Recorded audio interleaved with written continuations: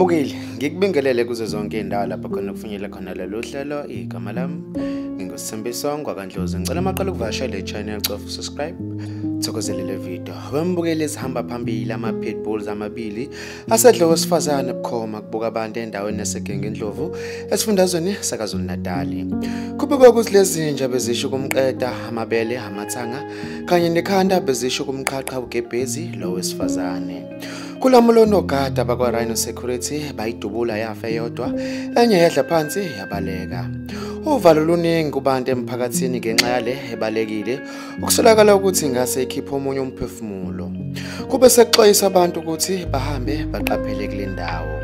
Kubukwa ukuthi lesigameko senzeke eRackenback Street. Lo wesifazane uhlaselekile ubesephuthunyiselwa esbhedlela ukuyothola usizo oluphuthumayo. Mbukeli, bekuyizonakele bengikuphathele zona kuleli hora. Ngizocela ubekupho lakho ku comment section mayelana nalolu daba. Ngizokubona kwenye video ilandelayo, usale kahle.